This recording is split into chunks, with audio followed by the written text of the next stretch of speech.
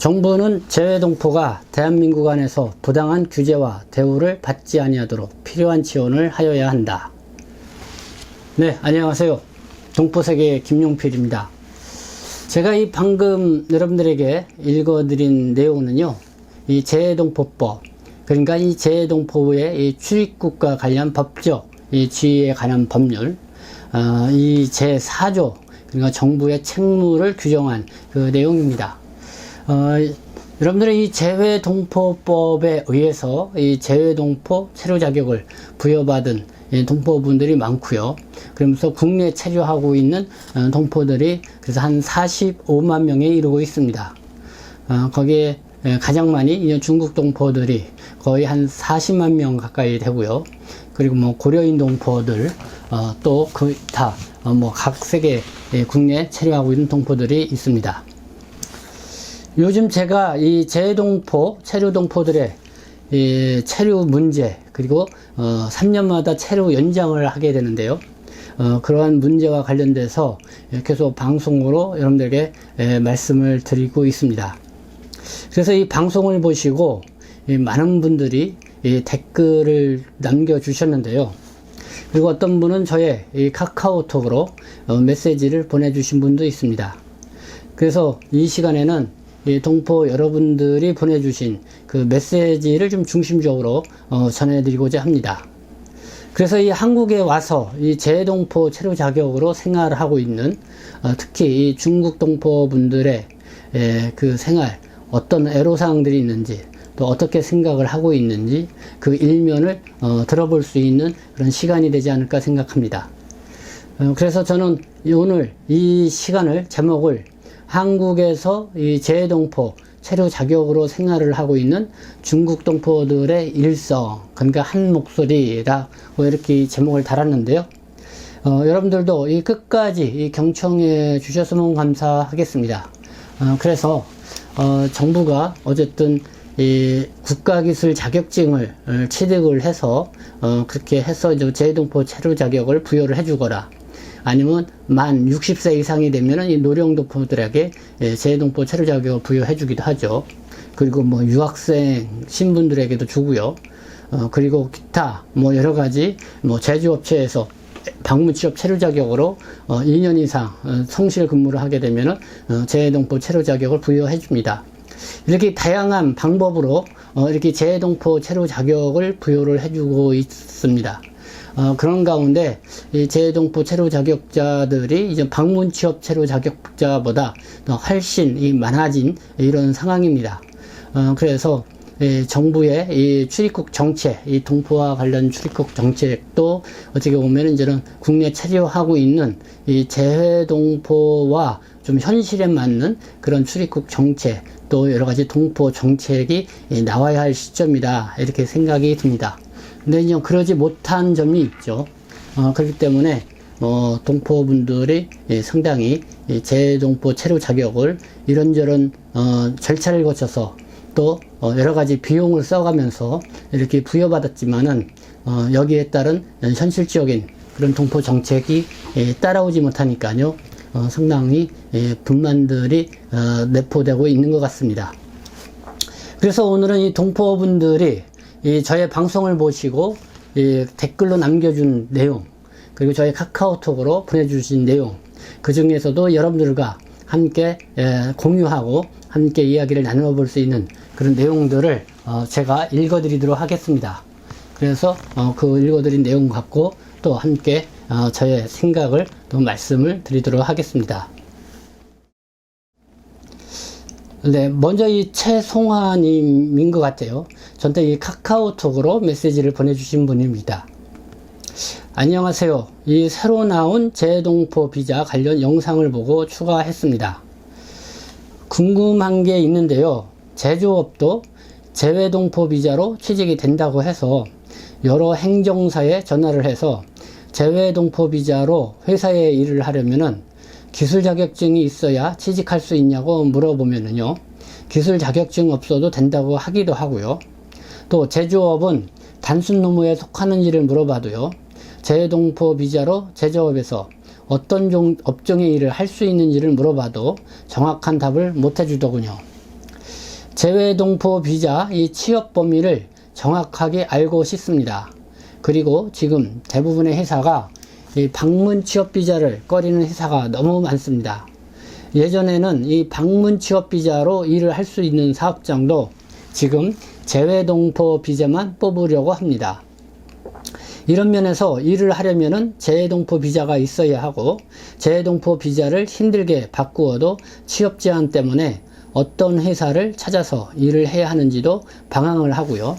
재외동포 채용 범위로 일을 하려면은, 일을 할 수 있는 사업장을 찾으려면은 일을 할 수 있는 회사가 극히나 적습니다.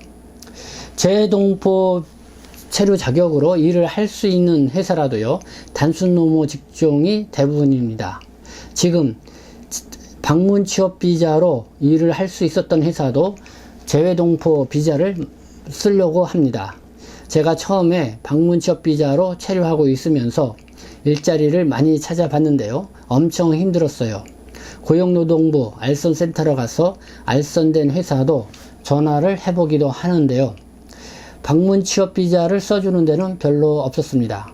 방문 취업 비자로 일자리를 찾기 너무 힘들어서 이 재외동포 비자로 변경을 하였는데요, 재외동포 비자도 이 취업 범위 제한을 받는데 일을 할 수 있는데 몇 곳이 없었습니다. 네, 이 방문 취업 체류 자격으로 계시다가 재외동포 체류 자격으로 이 변경하신 분의 사연 같습니다. 그래서 이 제조업체에서 일을 하려고 이렇게 저렇게 알아보니까요, 이 제조업체들이 방문 취업 체류 자격보다는 재외동포 체류 자격자들을 더 선호한다, 뭐 이런 말씀도, 이런 정보도 들려주셨습니다. 근데 이 재외동포 체류 자격으로 이렇게 제조업체가 또 이렇게 더 선호하는 또 그 이유가 있겠죠. 그렇지만은 이 재외동포 체류 자격으로 제조업체에서 일을 하는 거, 과연 합법적으로 하는 건지 불법적으로 하는 건지, 그게 좀 애매모호한 그런 부분이 있는 것 같다. 어디에도 물어봐도 정확하게 답변을 해주지 못하더라, 뭐 이런 내용을 말씀을 해주셨습니다. 그래서 이 재외동포 비자로 체류 자격으로 이 제조업체에서 일을 하는 그런 분야에 대해서 제가 앞서서 이 방송에서 별도로 좀 제가 아는 범위에서 말씀을 드렸습니다. 그래서 좀 그거를 참조해서 보아주시면 좋지 않겠나 이렇게 생각이 듭니다. 네, 또 링창화님 같은데요, 재외동포 비자에 대해 이 제한이 너무 많아요. 방문 취업 비자는 연장도 못하고, 또 코로나 때문에 집에 가기도 힘들고, 비자 바꿨더니 이런저런 제한이 너무 많고, 이건 동포들 어찌하라는 겁니까? 참 답답하고 매일 불안 속에서 살아야 되고, 취업할 한계를 좀 풀어주게끔 도와주세요. 중국 동포들 다른 나라 와서 할 일이 뭐 있겠어요. 단순 노무 빼고는 그걸 하지 말라니. 네, 이런 말씀을 해주셨고요. 서준님, 불법 취업은 하고 싶어서 하는 것일까요? 그러니까 재외동포 체류 자격으로 있는 분 같습니다. 근데 이 불법 취업 상태, 네, 이렇게 일을 하고 계신 분들이 적지 않은데, 과연 그렇게 하고 싶어서 하는 것일까? 뭐 이런 의문을 던지고 계신 것입니다. 살아가야 하는 것이니까 어쩔 수 없어 이 불법 취업을 하는 것이 아닐까요? 좀 정부에서 너그럽게 동포를 대해 주시면 안 될까요? 정부는 마땅히 어째서 이 불법 취업이 생기는 것인지 연구하실 필요가 있다고 봐요. 무조건 이 불법 취업은 위법이라고 규정을 하고, 그렇게 하지 말고 우선 법은 항상 사람을 위해 만들어져야 한다고 봅니다. 법도 좀 융통성이 있었으면 좋겠습니다. 네, 뭐 방문 취업 체류 자격으로 있으면은 3년, 또 만기가 되면 돌아갔다 다시 와야 되는데, 이 코로나19 상황을 맞이해서 출국하지 못하고 또 갔다 들어오기가 쉽지가 않을 수도 있으니까요. 그래서 이 국가기술 자격증을 봐서 재외동포 체류 자격으로 변경하신 분들이 많이 계시죠. 근데 막상 재외동포 체류 자격으로 변경을 했지만은 그 국가기술 자격증과 관련된 일자리를 찾기란 참 쉽지가 않죠. 그래서 방문 취업 체류 자격으로 있으면서 했던 일을 계속 하시는 분들이 있습니다. 근데 그게 이 단순 노무 일이고 재외동포 체류 자격으로는 할 수 없는 일인 경우가 상당수가 있죠. 그래서 이제는 방문 취업 체류 자격으로 있을 때는 합법적으로 할 수 있었던 일이었지만은 이 재외동포 체류 자격으로 바꾸고 나니까 그 일이 이제는 불법 취업 형태가 되는 그런 사람들이 상황으로 이렇게 바뀌는 경우가 있다는 것이죠. 그래서 그런 부분에 있어서의 이제 어려움들을 이렇게 댓글로 말씀해 주신 것 같습니다. 국가기술 자격증을 딴다고 해서요, 그에 해당하는 직장은 찾기 힘들고 국가 자격증 따는 비용과 시간도 많이 걸리는데 이런 법을 만든 사람들은 일을 해보고 만든 건지요. 식당 일도 자격증이 있다고 전부 요리하는 것도 아니고 식당, 주방 보조, 설거지 위주로 합니다. 또한 식당 음식 자체가 각양각색인데 이 국가기술 자격증만 있으면 뭐하나요? 음식을 못하는데 자기 사업, 자기 식당도 하기 힘듭니다. 이 4대 보험 필수이면은 4대 보험 가입하고 일을 하면은 되는 거 아닌지요. 네, 이런 말씀을 해 주셨고요. 그리고 김청수님, 저는 이 세탁 기능 시험으로 재외동포 비자를 취득을 했는데요. 문제는 불법 체류자들이 얼마를 벌어가든 국가에서 아무 조치도 없고 정상 비자로 이 보험까지 내면서 정해진 일을 하지 않으면 체류 자격이네, 벌금이네, 뭐가 뭔지 모르겠네요. 결국은 대다수 이 조선족들한테 벌금 안기겠다는 말이잖아요. 뭐 이렇게 하소연을 하셨고요. 또 화야님이신데, 지금 힘들게 버티면서 한국 정책 다 지키며 혹시나 불법 체류될까봐 하라는 거 다 하면서 숨죽여 살고 있습니다. 우리는 그래도 국가를 떠나서 한 뿌리 한 민족인데 어쩌면 우리 동포들에게만 이렇게 잔혹할까요? 처음부터 한국 방문 허가 안 했으면은 우리는 빈부의 차이도 없이 오손도손 모여서 그냥 저냥 살았을 겁니다. 저는 요양병원 간병사로 수년째 일하고 있습니다. 여기 실태를 보더라도 인력난으로 각 협회마다 헤매이고 있으며 한국 간병사들은 환자에게 큰 소리치고 막대하여도 우리 동포들은 법을 어길까봐 환자를 제 부모, 제 형제처럼 잘 케어하고 있습니다. 잘 돌보고 있다, 이런 말이죠. 재외동포 비자는 간병사는 할 수 있다고 해놓고 이제 와서 자격증 없인 안 된다고 한다면은 이 한국의 모든 요양병원은 간병사가 없어 대혼란이 올 겁니다. 우리 동포들은 정돈 많고 의리를 지킵니다. 의료보험, 세금 다 내고 있으며 사실은 이 일을 하느라 병원 가는 일도 없습니다. 이렇게 법 잘 지키고 정직하고 성실한 동포들에게 꼭 이렇게 더 힘들게 해야 하는지요. 지렁이도 너무 밟히면 꿈틀거린다고 부디부디 한국 정부에서 동포 대혼란이 일어나지 않게 좋은 정책 만들어 주시길 바랍니다. 네, 뭐 60세 이상 재외동포 체류 자격을 갖고 계시면서 요양병원에서 이 간병사로 수년째 일하고 계신 분이 댓글을 달아주신 겁니다. 이 내용 중에 재외동포 비자는 간병사 일을 할 수 있다고 해놓고 이제 와서 자격증 없이는 안 된다고 한다. 근데 요거는 좀 사실과 좀 다른 면이 있는 것 같습니다. 지금 자격증이 없어도 저 요양보호사에서 간병인은 할 수가 있습니다. 근데 이 간병인 자체가 이 제도적으로 이 미흡한 점들이 있어서 여러 가지 임금 체불이 일어나거나 요즘 그런 부분들이 있죠. 그리고 지금 이 코로나19 상황 때문에 요양병원이나 이런 데서 일하시는 간병인을 하시는 동포분들이 상당히 고생을 많이 한다, 이렇게 생각이 드는데요. 네, 어쨌든 우리 간병인으로 일하시는 분이 이렇게 사연 보내주셨고요. 단순 노무 규제가 많으면은 재외동포 비자는 발 딛고 설 자리가 없습니다. 중국 동포 대부분이 기술자가 아닌 단순 노무에 종사할 수 있는 수준인데 H2나 그러니까 방문 취업비나 F4 그리고 재외동포나 구별 없이 맘 편히 일을 할 수 있게 하면 좋겠습니다. 또 윤태성님, 노년비자, 재외동포 비자는 일자리를 확대하여 내국인들이 꺼리는 식당 설거지, 간병, 모텔, 청소 이런 일을 할 수 있게 하고요. 합법 취업을 하고 또 소득 신고도 하고 소득세도 내고 맘 편히 한국에서 노후 준비하고 노후를 보낼 수 있는 법을 제정해 주었으면 감사하겠습니다. 네, 60대나 70대 초반 지금 재외동포 체류 자격으로 계신 분들도 많은데 사실 육체적으로 봤을 때는 충분히 일을 할 수 있는 그런 때이기도 하죠. 그러나 지금 재외동포 체류 자격을 있으면서 결국은 이 단순 노무 일을 못 하시다 보니까요. 이렇게 비법적으로 이렇게 하시는 분들이 어느 연령대보다도 많이 있을 거라고 생각이 듭니다.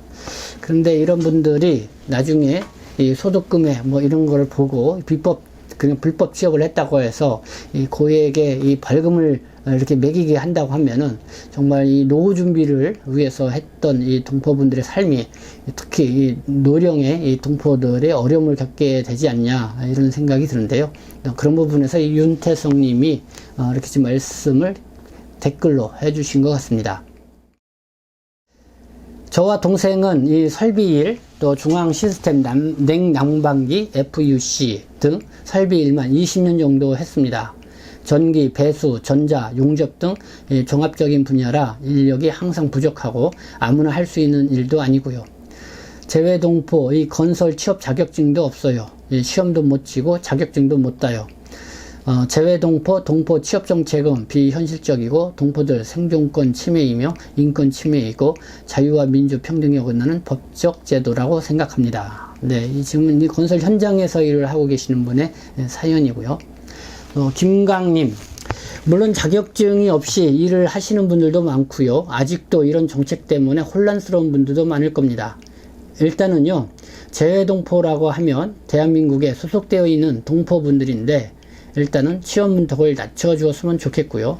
두 번째, 어렵게 학원에 10,000원도 아니고 몇십만 원의 돈을 내고 자격증을 따고 했는데 또 이런 정책 나오면 자격증 다시 따야 되는데 그냥 저의 생각에선 돈만 뜯어 먹으려는 그런 대한민국이라는 의견만 있네요.